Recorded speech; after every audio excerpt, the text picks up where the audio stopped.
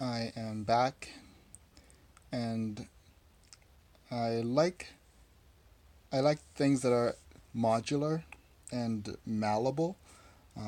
That's why I don't want to solder my cells. So the way that I have these set up, they can be taken apart even though they have a really good connection. So I was looking at a video this morning, and someone, instead of using three cells in a series, they used four. And I feel like I actually want to try that out. Um, so what I am going to do is basically add another cell to each of these to balance them out, so that instead of three cells in series, I have four to bring it up to a higher voltage to be used with my 12-volt inverter.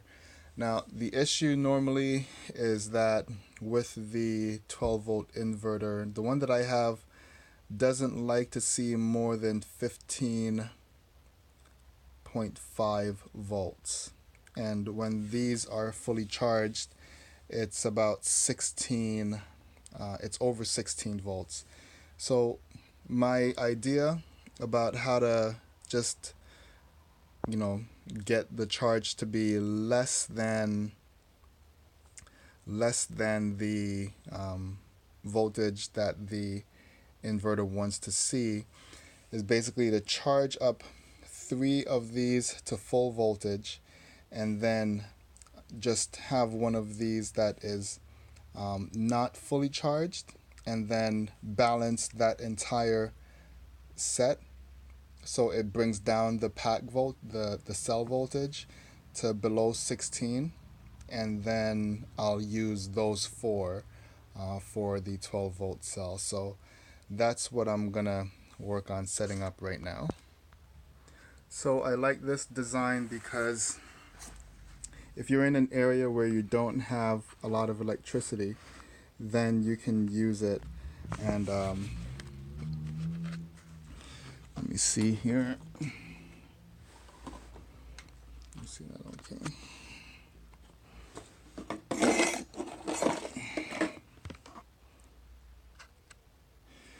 All right, so yeah. So if you're in an area that doesn't have a lot of electricity and you're not going to be able to solder, then you can use this method. And to take it apart is pretty simple. You just, take them out like that. And I'm going to measure the voltage of the pack that I have here so that you can see that it is indeed a 12-volt cell. So you can see that, and you can see this one. So it's reading some kind of small millivoltage at the moment, and there it goes. It's 12.34 volts, and that's the one that I took out was approximately, was around there also. So what I am going to do, this cell is at 3.6.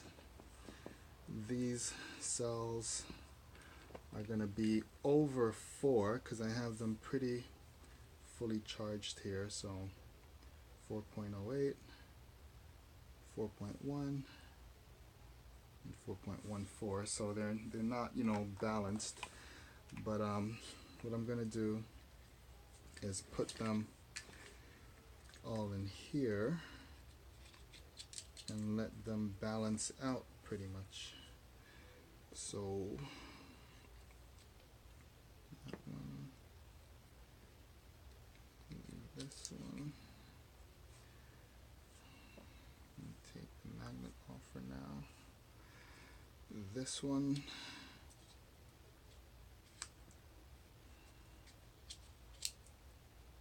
okay, and